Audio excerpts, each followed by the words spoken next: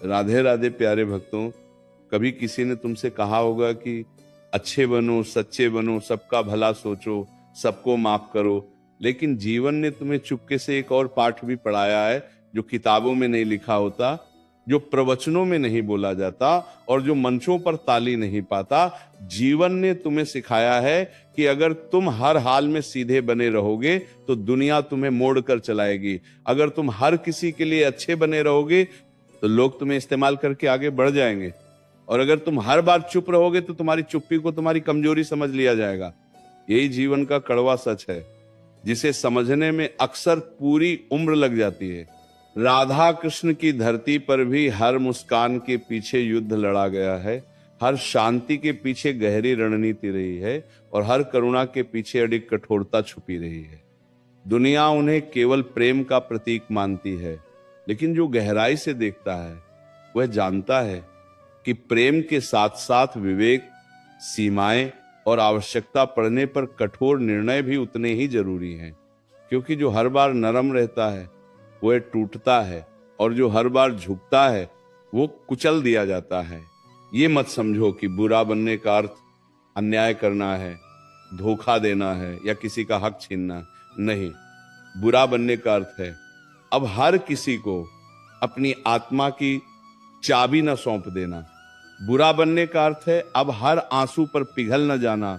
बुरा बनने का अर्थ है अब हर आवाज को अपनी जिम्मेदारी न समझ लेना।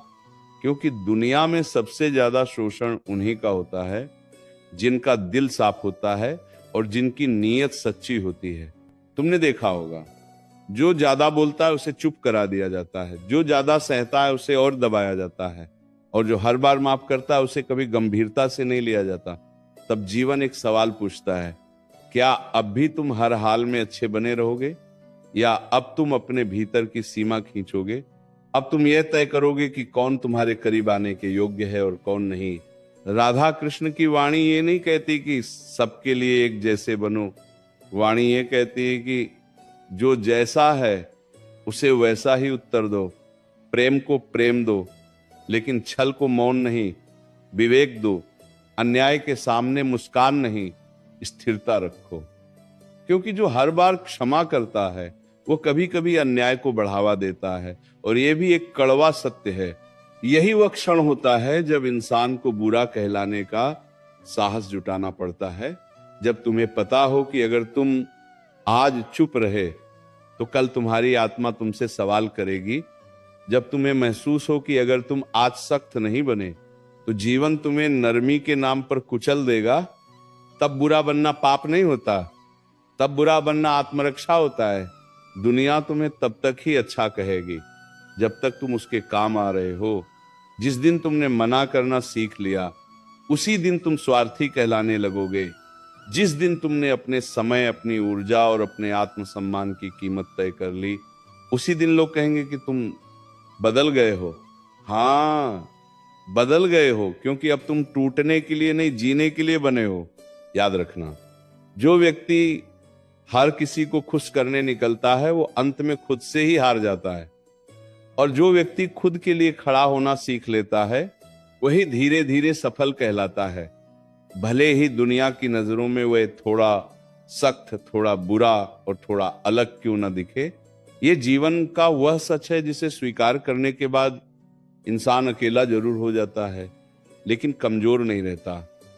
क्योंकि अकेलापन इंसान को तोड़ता नहीं, अगर भीतर स्पष्टता हो। अकेलापन तो केवल शोर से दूर ले जाकर आत्मा की आवाज सुनाता है।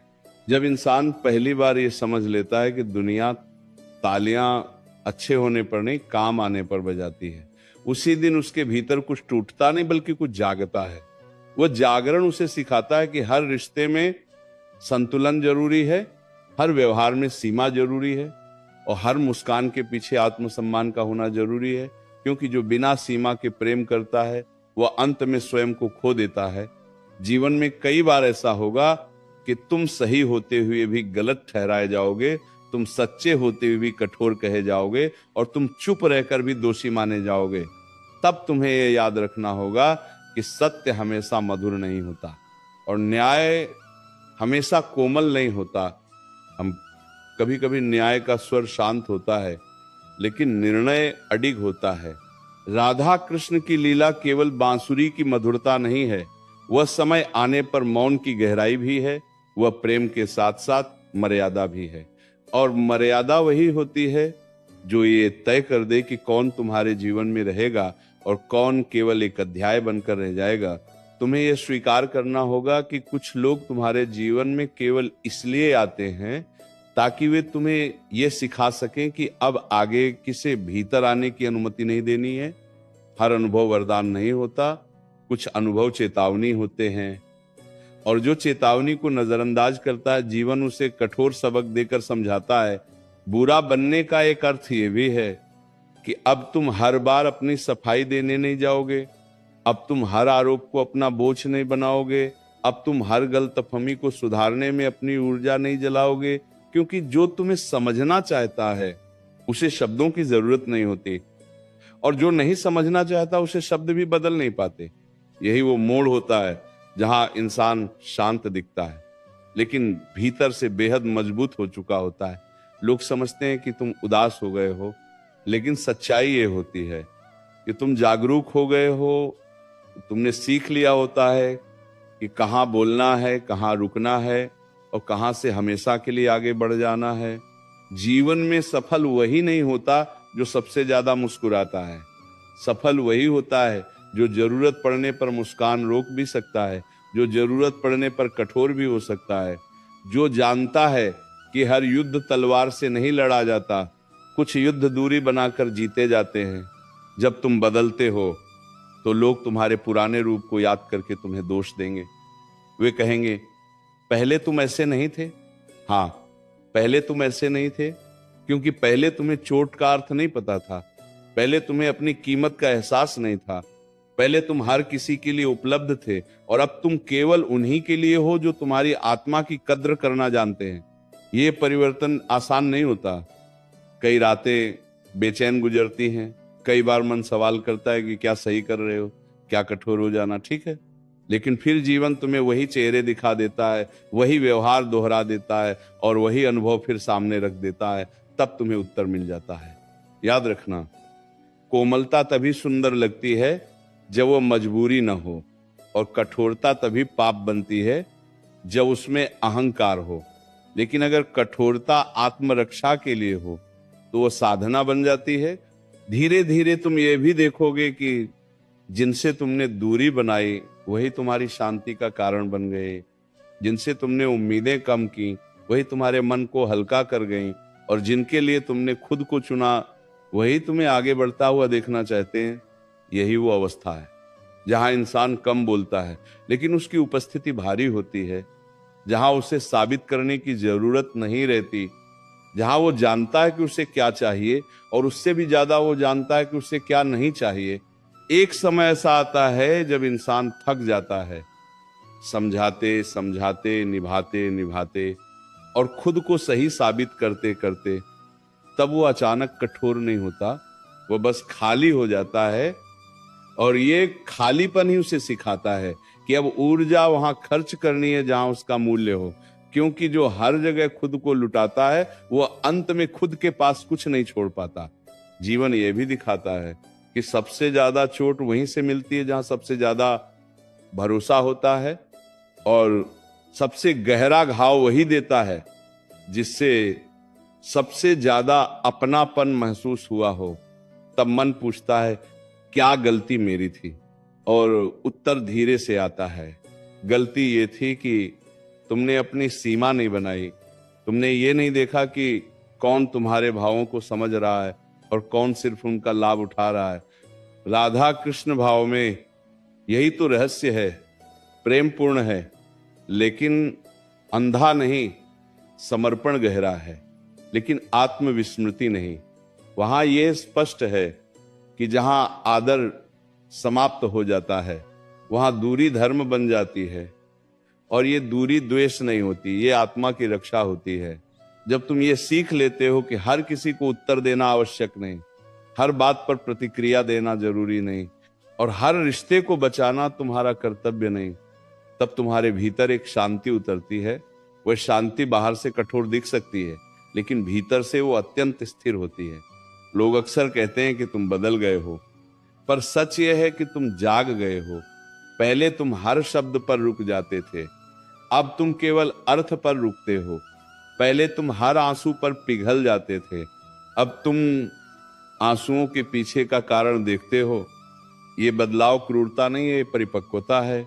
जीवन में आगे बढ़ने के लिए कभी कभी उन लोगों से भी आगे निकलना पड़ता है जिनके साथ कभी कदम से कदम मिलाकर चले थे, और ये सबसे कठिन होता है, क्योंकि शरीर नहीं, मन रुकता है, यादें खींचती हैं, लेकिन जो पीछे रह जाता है वो हमेशा प्रिय नहीं होता। कभी कभी वो सिर्फ परिचित होता है। बुरा बनने का एक और अर्थ है, अब तुम खुद को हर कीमत पर सही साबित नहीं करोगे। तुम ये स्वीकार कर लोगे कि कुछ लोग तुम्हें गलत ही समझेंगे, चाहे तुम कितना ही सत्य क्यों ना बोलो, और ये स्वीकार करना तुम्हें हल्का कर देगा, क्योंकि अब तुम्हारा आत्मसम्मान दूसरों की राय पर नहीं टिका होगा। धीरे धीरे तुम ये भी देखोगे कि तुम्हारी चुप्पी लोगों को असहज करने लगी है, क्योंकि पहले तुम सब कुछ सह लेते थे, अब तुम बस देखते हो। पहले तुम बहस करते थे, अब तुम मुस्कुराकर हट जाते हो। और यही सबसे बड़ा परिवर्तन है, क्योंकि जिसे नियंत्रित नहीं किया जा सकता वही वास्तव में स्वतंत्र होता है।